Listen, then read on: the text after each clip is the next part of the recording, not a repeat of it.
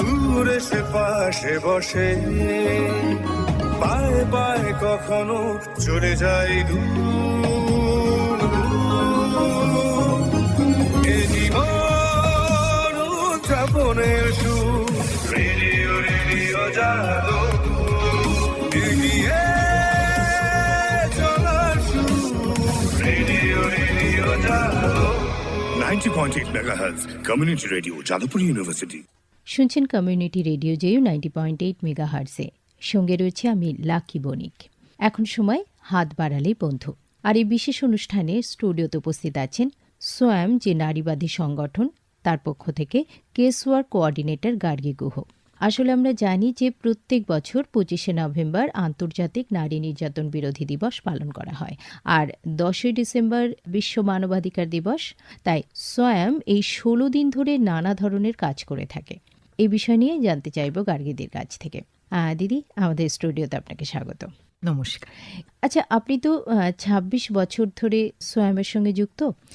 তো এই যে 16 দিনের কর্মকাণ্ড সম্পর্কে তো শুনবই, কিন্তু শুরুতে যদি বলেন যে 1995 সাল থেকে যে সোয়ামের যাত্রা শুরু, সেখান থেকে আজকে সোয়াম কোন জায়গায় পৌঁছেছে বা আপনাদের কাজের পরিধিটা কতটা বেড়েছে? 1995 সালে যখন সোয়াম যাত্রা শুরু করে, হ্যাঁ, তার ফাউন্ডার ডিরেক্টরের হাত ধরে, তার নাম অনুরাধা কাপুর, তিনি শুরু করেছিলেন দুজন। তারা আজকে সোয়ামের পরিধি প্রায় আমরা 50 জন মতো সবাই মিলে কাজ করি 3টে লোকেশনে। একটা হচ্ছে হাজরা, একটা হচ্ছে মেটিয়াবুরুজ, আর একটা হচ্ছে ডায়মন্ড হারবারে। আর এই যাত্রা পথে আমরা কিন্তু প্রথম থেকে যা কাজ শুরু করেছিলাম তার সঙ্গে প্রত্যেক দিন কিন্তু আমরা নানা রকমের কাজ আরও তার সঙ্গে নিজেদেরকে সংযুক্ত করেছি। প্রথমে যেটা আপনি বলেছেন, এটা একটা নারীবাদী সংগঠন যারা নারী নির্যাতন এবং জেন্ডার ইকুয়ালিটি নিয়ে কাজ করে। আমরা যেটা করি সেটা হচ্ছে মেয়েরা যারা একদম সরাসরি নির্যাতিত হন সমাজের নানা জায়গায় এবং নানা ভাবে, সেটা বাড়ি হতে পারে, বাইরে হতে পারে, তাদের সঙ্গে সরাসরি কাজ করি। সেখান থেকে আমাদের যেটা আরেকটা উদ্দেশ্য থাকে, যে অভিজ্ঞতাটা আমরা সেখান থেকে পাই সেটা কিন্তু সমাজের বিভিন্ন স্তরে সেটা আমরা শেয়ার করি। কিভাবে? ট্রেনিং এর মাধ্যমে, ওয়ার্কশপের মাধ্যমে, সেটা স্কুল কলেজ হতে পারে, নানা স্টেট এজেন্সিস যেমন লয়ার্স, পুলিশ, প্রোটেকশন অফিসার বা নানা সিবিওস, এদের প্রত্যেকের সঙ্গে আমরা কাজ করি। মানে নির্যাতিতা যারা, তাদের সঙ্গে সরাসরি যে কাজটা, সেই সূত্রটা কি তাহলে আপনি যে বলছেন লয়ার, পুলিশ, এদের মাধ্যমে হয় নাকি? হ্যাঁ, এটা খুব ভালো প্রশ্ন। কিভাবে তারা আমাদের কাছে আসে? সেটা হচ্ছে, আমরা প্রথম কথা হচ্ছে কিছুটা তো নিজেদেরকে ছড়াই। ধরুন আপনি যেরকম আজকে আমার সঙ্গে কথা বলছেন, অনেক মানুষের কাছে পৌঁছবে সোয়ামের কথা। সেরকম ধরুন প্রিন্ট মিডিয়াতেও বিভিন্ন সময় আমাদের অনুষ্ঠানের বেরিয়েছে অনেক আর্টিকেল। আরেকটা যেটা হয়, যারা আমাদের কাছে আসেন, যাদেরকে আমরা বলি সার্ভাইভার, তাদের মুখে আমাদের কথা ছড়ায়। এখন বর্তমানে ইন্টারনেট দিয়ে আমরা প্রায়, এবং আপনি যেটা আরেকটা বললেন যে যাদের সঙ্গে আমরা স্টেক হোল্ডার্সদের সঙ্গে কাজ করি, যে স্টেট এজেন্সি, তাদের মাধ্যমেও কিন্তু প্রচুর মানুষ আমাদের খবর পান এবং তারা আমাদের কাছে আসেন, সেই মহিলারা। আর তো এখন যদি ধরি, এই মহিলার সংখ্যা কেমন? ধরুন যদি আমি 3টে কমিউনিটি মিলিয়ে বলি, শুধু হাজরাতেই আমরা এখন বোধহয় 5000-এর বেশি মহিলার সঙ্গে সরাসরি কাজ করেছি। এছাড়াও কিন্তু আমাদের বিভিন্ন জেলা থেকে, দেশের অন্যান্য প্রান্ত থেকে প্রচুর ফোন আসে। আচ্ছা। এবং ইন্টারনেটে আমাদের প্রচুর ইমেল আসে। সেটাও কিন্তু শুধু ভারতবর্ষ নয়, ভারতের বাইরে থেকেও আসে, আমেরিকা থেকে, ইউরোপের কোনো দেশ থেকে, আমাদের যে এশিয়ান কান্ট্রি, ধরুন সৌদি আরব থেকে, কারণ প্রচুর ভারতীয় মহিলারা সেখানে বিবাহ সূত্রে হয়তো গিয়ে পৌঁছেছে। আচ্ছা, ভারতীয় মহিলারাই আপনাদের? মূলত ভারতীয় মহিলারাই করেন। তাদের শেকড়টা হয়তো ভারতবর্ষে। তারা ধরুন কোনো সূত্রে, বিবাহ সূত্রে হতে পারে, পড়ার সূত্রে হতে পারে, বা অন্য কোনো সূত্রে গিয়ে সেই বিদেশে পৌঁছেছেন এবং তাদের উপর কোনো ধরনের অত্যাচার হচ্ছে, তখন তারা কিন্তু চেষ্টা করেন আমাদের সঙ্গে নানাভাবে যোগাযোগ করতে। এবং একটা কথা বলা খুব দরকার, প্রথম থেকেই সোয়াম কিন্তু নেটওয়ার্কে বিশ্বাস করে। কারণ আমরা জানি এই যে নারী নির্যাতন, এটা একটা সামাজিক সমস্যা। সোয়ামের একার একটা সংগঠন কিন্তু একা এটা কখনোই শেষ করতে পারবে না, বা এই যে একটা পেট্রিয়ার্কাল সোসাইটি বা পিতৃতান্ত্রিক সমাজকে প্রত্যেক দিন চ্যালেঞ্জ তো আমরা ছুড়ি বা নর্মসটা পাল্টাবার একটা প্রচেষ্টা করি, কিন্তু একদমই। সেখানে অন্যান্য সংগঠন যদি যারা লাইক মাইন্ডেড সবাই একসাথে করি, আমাদের গলার জোরটা আওয়াজটা কিন্তু অনেকটা বেশি হবে, একদমই। কিন্তু দেশের বাইরে যখন কোনো প্রবাসী ভারতীয় মহিলা আপনাদের কাছে শরণাপন্ন হচ্ছেন, তখন কিভাবে আপনারা তাদেরকে সাহায্য করছেন দিদি? এটাও খুব মানে বলা যেতে পারে আর কি। সেটা হচ্ছে যে ভারতবর্ষে যেমনি বহু মহিলা সংগঠন আছে যারাই নারী নির্যাতন নিয়ে কাজ করে, সেমনি পৃথিবীর বিভিন্ন দেশে, বিশেষ করে ধরুন আমেরিকা বা ইউরোপে প্রচুর সংগঠন আছে ভারতীয়দের দ্বারা পরিচালিত, ভারতীয় মহিলাদের প্রচুর সংগঠন। তো সেই এনজিওর সঙ্গে আমরা কিন্তু খুঁজি, কিংবা তাদের সঙ্গে কোথাও আমাদের আলাপ হয়, তো আচ্ছা, তাদের সঙ্গে আমাদের কিন্তু একটা, যেটা বললাম, ওই নেটওয়ার্ক থাকে আমাদের একটা। তার ফলে যখন ওখানকার কোনো কেস আমাদের কাছে আসেন, কোনো মহিলা আমাদের হেল্প সিক করেন, কারণ আমাদের পক্ষে তো ফিজিক্যালি ওখানে যাওয়া সম্ভব না, তখন কিন্তু আমাদের মাধ্যম হয় ইমেল, কিভাবে ওই মহিলাকে সাহায্য করব। মানে দুটো কন্টিনেন্ট থেকে হয়তো সেই মহিলাকে সাহায্য করার জন্য দুটো সংগঠন আমরা একযোগে কাজ করি। আমরা সারা বছর ধরেই নানাভাবে কিন্তু প্রচার অভিযান চালাই। এই যে সারা বছর ধরে প্রচার অভিযান চালান বলছেন, মিলে কি কি করেন আপনারা? যেটা ধরুন, যদি আমি বলি, আমরা তো 3টে লোকেশনে কাজ করি। আমি যদি ধরুন বলি ডায়মন্ড হারবার, যেখানে আমরা মূলত গ্রামাঞ্চলে 5টা জিপি বা গ্রাম পঞ্চায়েতে কাজ করি। সেখানে যেটা খুব জ্বলন্ত সমস্যা, সেটা হচ্ছে চাইল্ড ম্যারেজ, বাল্য বিবাহ। তো আমরা চেষ্টা করি সেটার জন্য সারা বছর প্রচার করা। সেখানে আমরা নাটক করে, গান গেয়ে, আমাদের পোস্টার দিয়ে, র্যালি করে, এবং যে সরকারি সংস্থাগুলো আছে তাদের সঙ্গে মিলে কাজ করি। আচ্ছা, যাতে এই মানুষ সচেতন হয়। এই যে সারা বছর ধরে বিভিন্ন এলাকায় গিয়ে যখন কাজ করছেন আপনারা, তখন কি সেখানে এলাকার মানুষরাও মানে সামিল হন? আসলে এই যে আমরা এলাকাতে বিভিন্ন, ধরুন ডায়মন্ড হারবার বা মেটিয়াবুরুজে কাজ করি, আমরা বিশ্বাস করি যদি আমরা সেখানকার মানুষকে না ক্ষমতায়ন দিতে পারি, এম্পাওয়ার করতে পারি, তাহলে, কারণ স্বয়ং বা যে কোনো সংগঠন, তারা তো চিরজীবন সেখানে কাজ করতে পারে না, কোথাও তো তাদের একটা ফেজ আউট আসে। কিন্তু এলাকার মানুষ যদি তাদের অধিকার সম্পর্কে সচেতন হন, তাদের জন্য কি কি আছে সেগুলো নিয়ে সচেতন হন, তাদের জীবনে কি কি সমস্যা সেগুলো নিয়ে যদি জানতে পারেন, তো সেই জন্য আমরা এলাকার মানুষকে সঙ্গে নিয়ে এলাকার মানুষের সাথে কাজ করি। আচ্ছা, যদিও আমরা বলি আমরা একটা উইমেন্স অর্গানাইজেশন, কিন্তু আমরা 2016 থেকে এই মেটিয়াবুরুজ এবং ডায়মন্ড হারবারে খুব প্রত্যক্ষভাবে পুরুষদের সঙ্গে কাজ করতে শুরু করেছি। উৎসাহটা কেমন দেখেন তাদের মধ্যে? উৎসাহটা যদি বলেন, আমাদের কাজে, এনজিওর কাজে প্রথমে মানুষ একটু কি বলবো স্কেপটিক্যাল থাকে, যে আমরা কারা, কেন হঠাৎ গিয়ে বলবো।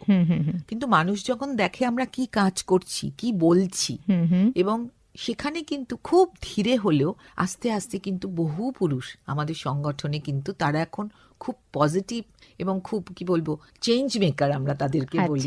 তারা এরকম রোল, এবং সেটা কিন্তু তার শুধু অফিসের গণ্ডিতে বেঁধে থাকে না, তার ব্যক্তিগত জীবন, তার বাড়ির পরিসরেও কিন্তু তারা সেটার একটা প্রভাব ফেলতে শুরু করেছেন। ধরুন এই যে আমরা এই পিতৃতান্ত্রিক সমাজে জানি যে সামাজিক লিঙ্গর ভিত্তিতে, জেন্ডারের ভিত্তিতে মহিলা এবং পুরুষের কাজটা আমরা ভাগ করি। সেখানে কিন্তু আমরা দেখেছি আমাদের সঙ্গে কাজ করতে গিয়ে এটা কিন্তু তারা বুঝেছেন কোনো কাজের কোনো জেন্ডার হয় না, যে কোনো কাজ যে কেউ করতে পারি। এই বোধটা থেকে তারা কিন্তু বাড়িতে তাদের একটা বিরাট পরিবর্তন ঘটেছে, এবং সেটা শুধু তাদের মুখে না, তাদের বাড়ির লোকের মুখ থেকেও আমরা জানতে পারি। কারণ যেহেতু আমরা খুব ঘনিষ্ঠভাবে প্রচুর আমাদের গ্রুপ অ্যাক্টিভিটিজ এর মাধ্যমে কাজ হয়, তো সেখান থেকে কিন্তু প্লাস আমাদের ম্যাগাজিন বেরোয়, তাদের লেখা আঁকার মাধ্যমেও সেটা নির্দিষ্ট সময়ে, হ্যাঁ নির্দিষ্ট সময় আমাদের 3টে কমিউনিটিতেই মোটামুটি আমরা কিন্তু ম্যাগাজিন বের করি, যেখানে কিন্তু কমিউনিটির মানুষজন, দুটো কমিউনিটিতে হাজরা অফিসে যারা সার্ভাইভার তারাই লেখেন। সেটা কতদিন পর পর সে ম্যাগাজিন? যেটা হাজরা অফিসে বেরোয় সেটা হচ্ছে বছরে 4টে বেরোয় কোয়ার্টারলি, তার নাম হচ্ছে প্রয়াস, এবং সেখানে একটা এডিটোরিয়াল বোর্ড আছে, সেই বোর্ডও কিন্তু সার্ভাইভারদের দ্বারা পরিচালিত হয়। আমরা মূলত টেকনিক্যাল দিকটা দেখি একটা, হ্যাঁ, এবং আমরা 3টে ওয়ার্কশপের মাধ্যমে কিন্তু লেখা বার করি। মানে এরকম নয় যে কেউ বাড়ি থেকে লিখে আনেন, সার্ভাইভাররা আসেন, আমরা কোনো একটা নির্দিষ্ট বিষয় নিয়ে আলোচনা করি। আচ্ছা, সেখানে অনেক সময় অনেক কবি, অনেক লেখক আসেন, একটা আলোচনার মাধ্যমে তারা সেদিন ওই ওয়ার্কশপ থেকে যা পান সেটাই লেখেন। আচ্ছা, আর মেটিয়া বুরুজে আবার ধরুন সেক্সুয়াল হ্যারাসমেন্ট, যেটা রাস্তাঘাটে খুব বেশি হয় মহিলাদের ওপর, সেটা নিয়ে ওরা সচেতনতা করে সারা বছর। সেটা নানাভাবে চলতে পারে। ধরুন অটো মাইকিং করতে করতে যাচ্ছে, লিফলেট দিয়ে, আমরা লিফলেটিংটা খুব করি। আচ্ছা, কেউ যখন নির্যাতন হচ্ছেন তারা কি সরাসরি আপনাদের কাছে পৌঁছতে পারেন, নাকি শুরুতে অন্যান্য কোনো মাধ্যম আছে যেখানে তারা অভিযোগ করবেন? আর যদি সেটা করতেই হয় তাহলে কিভাবে করবে সেটা যদি একটু বলেন। এ বিষয়ে বলি যে এই জন্য দেখুন সোয়ামের কাছে সবাই পৌঁছতে পারবেন না, আমরা জানি। তাই জন্য যেটা বলি যে প্রত্যেক জেলায় একজন সরকারি সুরক্ষা আধিকারিক থাকে, যাকে বলি প্রোটেকশন অফিসার। আচ্ছা, তিনি কিন্তু মূলত যে ডোমেস্টিক ভায়োলেন্সের ক্ষেত্রে তিনি হচ্ছেন ওই সরকারি অফিসার, যার কাছে কিন্তু মহিলারা গিয়ে তাদের আবেদন জানাতে পারেন। আমরা দেখেছি যে জেলা শহরে ডিএম অফিস, কোর্ট সব কাছাকাছির মধ্যে থাকে। ওখানে গিয়ে যদি খোঁজ করা যায় সুরক্ষা আধিকারিক বা প্রোটেকশন অফিসার কোথায় বসেন, যেরকম আমি আপনাকে উদাহরণ দিই, হাওড়ায় আপনি একদম কোর্টের মধ্যেই সুরক্ষা আধিকারিককে পাবেন বা প্রোটেকশন অফিসারকে পাবেন। যদি দক্ষিণ 24 পরগনার কথা বলি, দক্ষিণ 24 পরগনায় আমাদের যে আলিপুরে যে ট্রেজারি বিল্ডিং, সেখানে 7 তলায় 2 জন প্রোটেকশন অফিসার বসেন। যেই জেলাগুলো বড় সেই জেলাগুলোতে কিন্তু 2 জন করে প্রোটেকশন অফিসার। কলকাতার যারা 2 জন প্রোটেকশন অফিসার, তারা বসেন সল্টলেকে সোশ্যাল ওয়েলফেয়ারের অফিসে শৈশালী ভবনে। আবার উত্তর 24 পরগনার যে 2 জন প্রোটেকশন অফিসার, তারা বসেন বারাসতের একেবারে ডিএম অফিসে। সেখানে তো আমরা পৌঁছতে পারি না, তাই জন্য জেলা থেকে কোনো ফোন এলে আমরা কিন্তু তাদেরকে বলি আপনারা প্রোটেকশন অফিসারের সঙ্গে যোগাযোগ করুন ডোমেস্টিক ভায়োলেন্সের ক্ষেত্রে। তারা কি সরাসরি কথা বলতে পারবেন? একদম, তারা গিয়ে আবেদনপত্র নিয়ে সরাসরি প্রোটেকশন অফিসারের সঙ্গে কথা বলতে পারবেন। প্রোটেকশন অফিসার দরকার হলে যদি মহিলা কেস করতে চান, অনেক সময় তো অনেক মহিলা চান যে আমি কোর্টে গিয়ে একটা কেস দাখিল করতে চাই, সেক্ষেত্রে সেই কেসের জন্য তিনি মানে যেটা ডিএলএসএ মানে ডিস্ট্রিক্ট লিগাল এড সার্ভিসেস, যেখানে ফ্রি অফ কস্টে লয়ার পাবেন মহিলা, মানে তাকে কোনো পয়সা খরচ করতে হবে না, সেই রেফারেন্সও উনি দিয়ে দেবেন। এবং এটা একটা আইন আছে মেয়েদের জন্য ডোমেস্টিক ভায়োলেন্সের ক্ষেত্রে, মেয়ে মানে সমস্ত মহিলার জন্য, বিবাহিত, অবিবাহিত, বয়স্ক মানুষ, ছোট বাচ্চা, সেটা হচ্ছে protection of women from domestic violence act 2005। আচ্ছা, এই আইনের আওতায় এই প্রোটেকশন অফিসার আসেন এবং এনার কিন্তু কাজই হচ্ছে ইনি মহিলাদেরকে একদম সরাসরি ওনাদের বক্তব্য শোনেন এবং উনি যদি কোনো মহিলা চান তাকে কিন্তু ডিএলএসএ তে পাঠানো, যেটা বললাম ডিস্ট্রিক্ট লিগাল এড সার্ভিসেস, যেখানে মেয়েরা, কারণ সাধারণত মহিলারা আমাদের কাছে এসে বলেন যে দিদি পয়সা কোথায়, কেস করবো কি করে, সেই জায়গাটাই কিন্তু আমরা বলতে চাই যে প্রত্যেকটা জেলাতে কিন্তু এখন ডিএলএসএ আছে এবং তারা যথেষ্ট ভালো কাজ করছেন, তাদের ভিজিবিলিটি বেড়েছে। সেখানে গিয়ে কিন্তু মহিলারা অবশ্যই তাদের আইন যদি তারা নিতে চান, আইনের পথে যদি তাদের সমস্যার সুরাহা করতে চান, সেখানে তারা যেতে পারেন। কারণ এই আইনে কিন্তু পুলিশের কাছে যাওয়ার দরকার হয় না।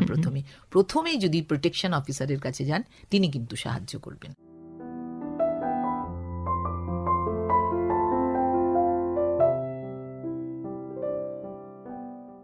কমিউনিটি রেডিও জেইউ 90.8 মেগাহার্টসে আপনারা শুনছেন হাত বাড়ালেই বন্ধু। আজকে স্টুডিওতে নারীবাদী সংগঠন সোয়ামের পক্ষ থেকে উপস্থিত আছেন গার্গী গুহ। দিদি, এবারে যদি বলেন যে 25শে নভেম্বর থেকে 10ই ডিসেম্বর পর্যন্ত এই যে আন্তর্জাতিক নারী নির্যাতন বিরোধী পক্ষকাল আপনারা উদযাপন করেন, তো এবছর কি কি করলেন সেটা যদি একটু বলেন। হ্যাঁ, এই আন্তর্জাতিক নারী নির্যাতন বিরোধী পক্ষকাল আমরা 1998 সাল থেকে আমরা পালন করি। আচ্ছা, এটা একটা কিন্তু গ্লোবাল একটা ফিনোমেনা, মানে গোটা পৃথিবী জুড়েই এটা পালন করা হয়। সেটা হচ্ছে 1991 সালের থেকে যেটা শুরু হয়েছে। আমাদের সোয়ামে আমরা 1998 সাল থেকে এটা শুরু করেছি।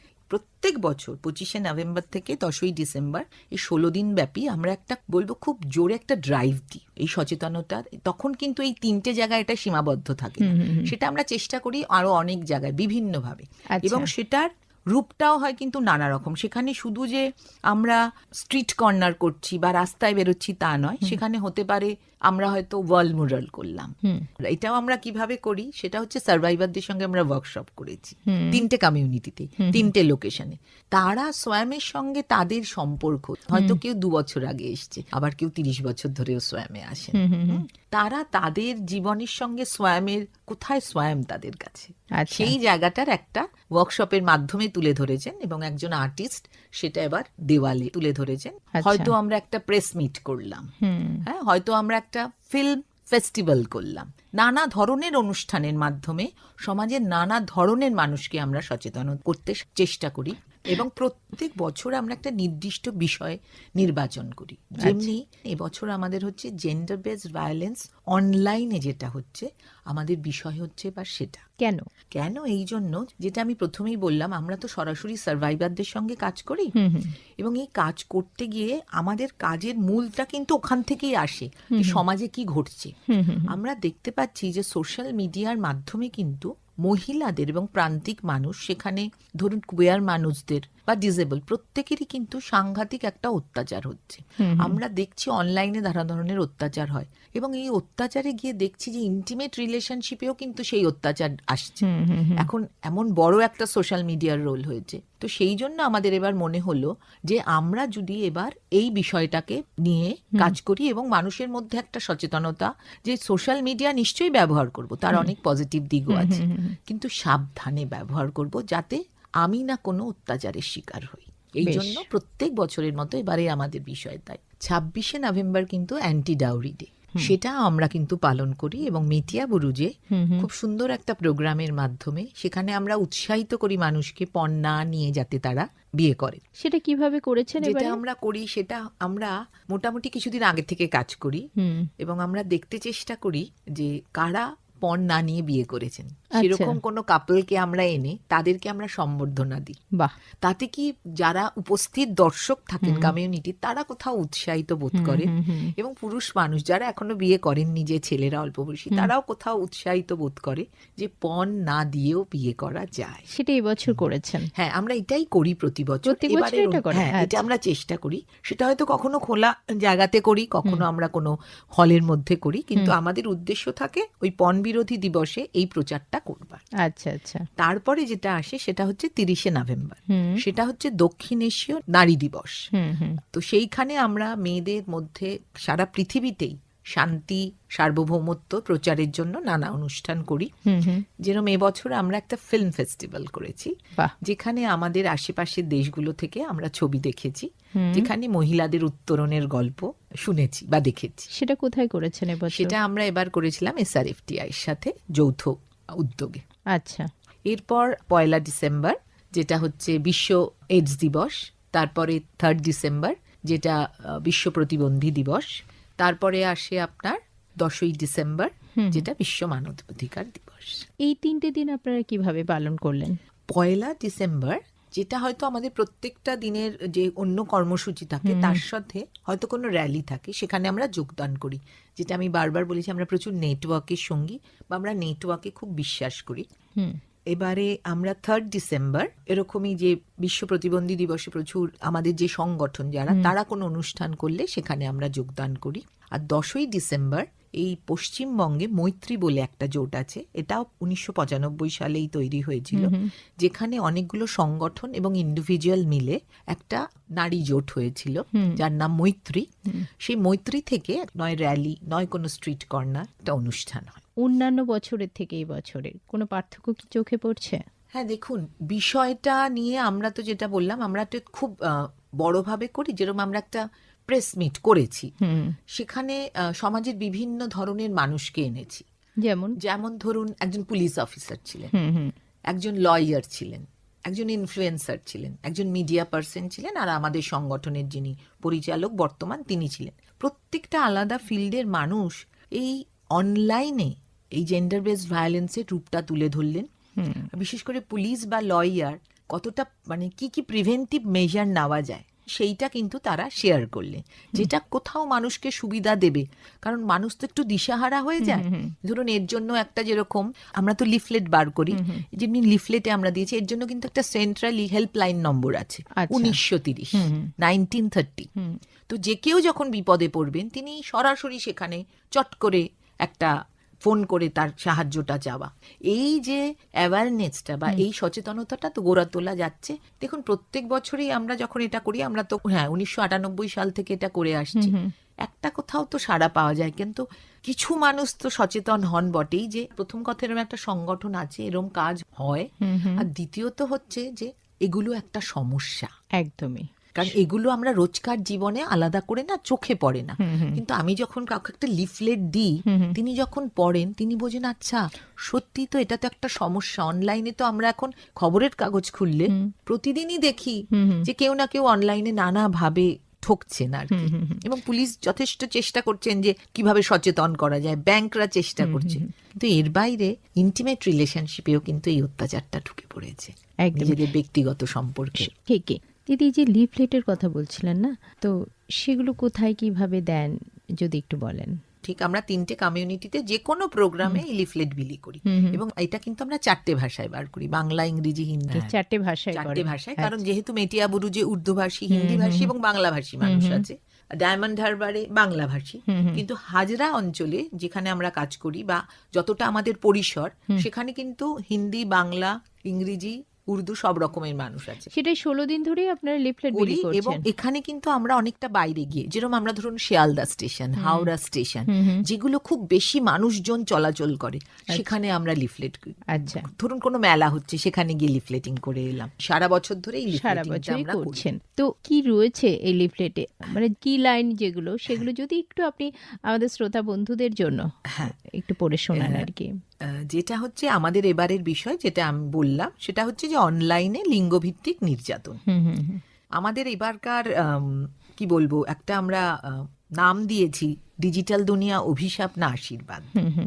খুব যদি ছোট করে বলি, সেটা হচ্ছে যে সোশ্যাল মিডিয়া ব্যবহারের সময় একজন মহিলা, কুইয়ার, প্রান্তিক মানুষ হিসেবে আপনি নিজেকে কতটা নিরাপদ মনে করেন। কিছু প্রশ্ন আমরা তুলে দিয়েছি এই ধরনের। আপনি কি আপনার বন্ধুর সঙ্গে ব্যক্তিগত বিষয়ে অনলাইন শেয়ার করেন? এই লিফলেটে আমরা খুব ছোট করে কয়েকটা প্রশ্ন তুলে একটা বড় করে জিজ্ঞেস করেছি, আমাকে কি ট্র্যাক করা হচ্ছে? আচ্ছা, সেইটা যদি জানেন। তারপরে আমরা যেটা দিয়েছি যে অনলাইনে লিঙ্গভিত্তিক নির্যাতন বিষয়টা কি, সেটা মানুষকে জানানো। তারপরে বলেছি অনলাইনে লিঙ্গভিত্তিক নির্যাতনের ধরনগুলো, কি কিভাবে মানুষকে অত্যাচার করা হয়, কেন মহিলা এবং প্রান্তিক মানুষদের বিশেষ করে টার্গেট করা হচ্ছে।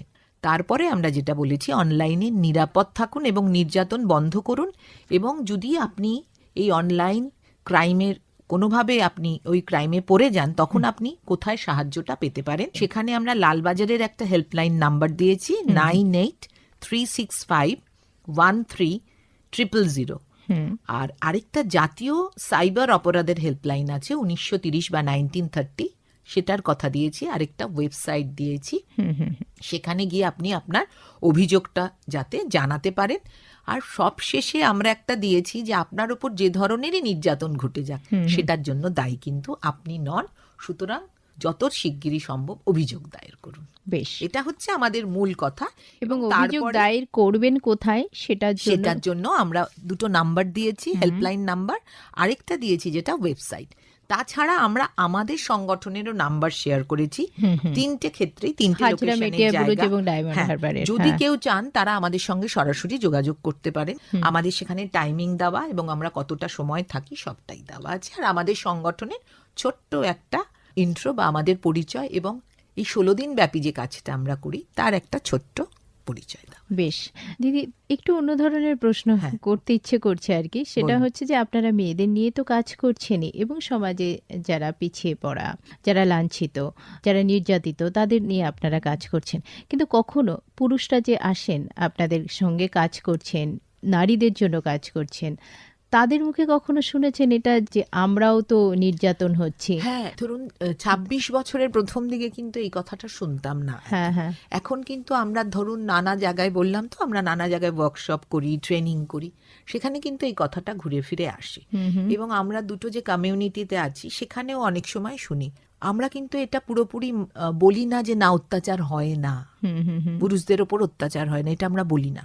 কিন্তু আপনি যদি ডেটা দেখেন, পরিসংখ্যান দেখেন, সেখানে কিন্তু এটা আমি সরকারি পরিসংখ্যানের কথা বলছি, NCRB, national crime records bureau 2023-এর যদি পরিসংখ্যান দেখেন, সেখানে কিন্তু দেখতে পাবেন এখনো নারী নির্যাতন যেগুলো কিন্তু ক্যাটাগরি করে দেওয়া, ধরুন ডাউরি ডেথ, রেপ, সেখানে কিন্তু মহিলারা, বা চাইল্ড ম্যারেজ বা নারী পাচার, প্রত্যেকটা কিন্তু এখনো আমরা মহিলারা প্রত্যেকটা জায়গাতে এই সাফারিং গুলো কিন্তু মহিলাদের রয়েছে। তাই জন্য আমরা বলি যে নিশ্চয়ই আপনাদের উপর অত্যাচার হচ্ছে, কিন্তু আপনি যদি পরিসংখ্যান দেখেন, এটা আমরা স্বয়ং বলি না, এটা ন্যাশনাল পরিসংখ্যান যদি দেখেন, জাতীয় পরিসংখ্যান, সেখানে দেখা যাবে যে এখনো মহিলাদের উপর অত্যাচার হচ্ছে, হ্যাঁ, এবং পুরুষদেরও হচ্ছে। তাই জন্যই আমরা এখনো, কেউ যদি প্রশ্ন করেন যে আপনারা মহিলা সংগঠন হিসেবে, এখনো কিন্তু কাজ করার দরকার আছে। একদম। কিন্তু যখন কোনো পুরুষও আসেন, তারাও যখন তাদের সমস্যার কথা বলেন, আপনারাও নিশ্চয়ই রাস্তাটা তাদেরও দেখান। দেখুন, আমরা এটা খুব স্পেসিফিক করে বলি, আমরা এখনো পর্যন্ত শুধু মহিলাদের সঙ্গে কাজ করি, কিন্তু আমাদের কাছে প্রচুর ফোন আসে, ইমেল আসে, তখন পুরুষরা ফোন করেন যে আমি অত্যাচারিত হচ্ছি, বা রাস্তাঘাটে যখন এই লিফলেটিং করি তাদের সঙ্গে আমাদের দেখা হয় যে আমি অত্যাচারিত হচ্ছি। আমরা যেটা করি সেটা আমরা তাকে বলি, দেখুন আমরা সংগঠন হিসেবে আপনাকে, সেটা আমাদের, আমরা তো একটা সীমার মধ্যে কাজ করব, সেটা আমাদের পক্ষে সম্ভব নয়। তখন আমরা তাকে বলি যে সরকারি যে ব্যবস্থা আছে সেটা নিশ্চয়ই, তাকে সেটা বলি আপনি সেখানে নিশ্চয়ই হেল্প সিক করুন। আর আমাদের যে দুটো কমিউনিটিতে পুরুষদের সঙ্গে কাজ করি, আমরা কিন্তু সেখানে তাদের কাউন্সিলিং বা সেখানে তাদের গ্রুপ ওয়ার্ক করি, যার ফলে তাদের কোথাও একটা ক্ষমতায়নের জায়গা তৈরি হয় সেই পুরুষদের। আপনার কি মনে হয় দিদি, যে সময়ের সঙ্গে সঙ্গে মানুষের মধ্যে সচেতনতা কি বাড়ছে, এই যে নারী নির্যাতন বলছেন, বা বিশেষ করে পুরুষদের মধ্যেও? খুব গভীরভাবে বিশ্বাস করি নারীবাদী সংগঠন বা নারীবাদ কিন্তু কাউকে ছোট দেখাতে যায় না। নারীবাদ হচ্ছে পুরুষ মহিলা যে কোনো মানুষ, পৃথিবীতে যত মানুষ আছে সবাই আমরা একসাথে একভাবে আমাদের উত্তরণের দিকে এগোবো। তো সেখানে পুরুষ মানুষরা আমাদের প্রত্যেক দিনের কাজে ওতপ্রোতভাবে জড়িত। আমার কলিগ আছে প্রচুর পুরুষ, আমরা কাজ করি, আমাদের কনসালটেন্ট যে লয়ার্সরা তারা প্রত্যেকে পুরুষ, প্রত্যেক দিন আমরা নানা স্টেট এজেন্সিতে যাই, সেখানে পুরুষ, আমরা যে কাজ করি দুটো কমিউনিটিতে পুরুষদের সঙ্গে, সেখানে পুরুষ। কিন্তু কোথাও একটা, যেটা আপনি বললেন, একটা সচেতনতা গড়া যে নারী নির্যাতন কেন হয়, কিভাবে হয়, এটা কোনো ব্যক্তি মানুষের সমস্যা নয়, এটা একটা সামাজিক সমস্যা। তাই জন্য পুরুষদের যোগদান এখানে কতটা প্রয়োজনীয় এবং কতটা গুরুত্বপূর্ণ। একদম। যদি আমরা একসাথে মিলে এই নির্যাতনটা বন্ধ করতে পারি। আমাদের কোথাও মনে হয় 30 বছর কাজ করে আমরা যদি একটুও কোনো পরিবর্তন আনতে পারি, যেটা আপনি বললেন যে এখন কি মানুষ সচেতন, অনেক সচেতন। কারণ আমাদের যে সার্ভাইভাররা আসেন তাদের ট্রেন্ড দেখে আমরা বুঝতে পারি, আগে যেরকম 15-20 বছর পরে তারা আসতেন, এখন কিন্তু মানুষ অত্যাচার হলে সঙ্গে সঙ্গেও আসছে, কিন্তু সেই সঙ্গে অত্যাচারের ট্রেন্ডও পাল্টেছে। অত্যাচারের এখন অনেক বেশি ক্রুড, আর এর মাধ্যমগুলো যেমনি এবার আমরা করছি অনলাইন, 20 বছর আগে কিন্তু অনলাইনে অত্যাচার হতো না।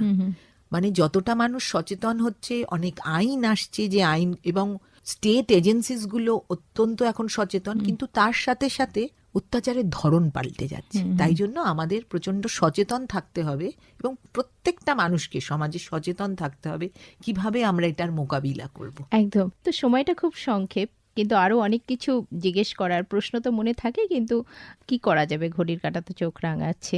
আমাদের মধ্যে উপস্থিত ছিলেন এতক্ষণ গার্গী গুহ, যিনি সোয়ামের কেস ওয়ার্ক কোঅর্ডিনেটর। আমরা তাকে আমাদের স্টুডিওতে অতিথি হিসেবে এনেছিলাম, কারণ আমরা জানি যে 25শে নভেম্বর আন্তর্জাতিক নারী নির্যাতন বিরোধী দিবস পালন হয় আর পক্ষকাল চলে, আর 10ই ডিসেম্বর বিশ্ব মানবাধিকার দিবস। তো সোয়াম পুরো 16 দিন ধরে, মানে 25শে নভেম্বর থেকে 10ই ডিসেম্বর পর্যন্ত বিভিন্ন কর্মকাণ্ড করে থাকে। কিভাবে কাজ করছেন সে কথাই গার্গী দিয়ে আমাদের বোঝালেন, এতক্ষণ ধরে বললেন, এবং সারা বছর ধরে সোয়াম কিভাবে কাজ করেন, সমাজের বিভিন্ন স্তরের মানুষের জন্যও সোয়াম কিভাবে পাশে থাকছে, সেটাও আমরা জানতে পারলাম আজকে। অনেক ধন্যবাদ দিদি আপনাকে। ধন্যবাদ আপনাকে। আমাদের এই বিশেষ অনুষ্ঠান কেমন লাগলো আপনারা ফোন করে জানাতে পারেন। আমাদের ফোন নাম্বার 0332457262। এছাড়া মেলও করতে পারেন radio.staff@jadavpuruniversity.in। আর আমাদের এই বিশেষ অনুষ্ঠান আপনারা আমাদের নিজস্ব ইউটিউব চ্যানেল রেডিও জেইউতেও শুনতে পারেন। আজকের মতো হাত বাড়ালেই বন্ধু এ পর্যন্তই। ভালো থাকবেন। নমস্কার। মুক্ত চিন্তার পথে ভিন্ন মননের খোঁজ, কমিউনিটি রেডিও যাদবপুর। আপনারা শুনছেন কমিউনিটি রেডিও যাদবপুর 90.8 মেগাহার্টজ। এই বেতার সম্প্রচারটি যাদবপুর বিশ্ববিদ্যালয়ের technical education quality improvement programme TEQIP-র অংশ।